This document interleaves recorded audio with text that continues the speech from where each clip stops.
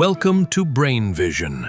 So let's solve this question. So in this question, we have j equals to pi by 32 d naught 4 minus di raised to the power 4.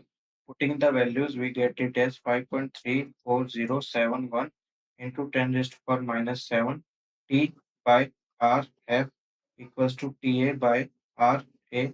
Putting the values, we get t equals to 66.667 pi f by e. Pi f by e equals to t l f e divided by Jg. So putting the value, we get it as 0.999 into 10 raised to the power minus 3.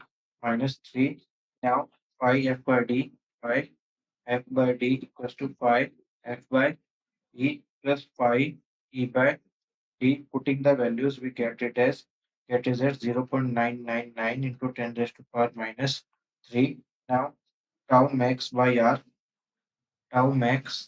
by r equals to T by J.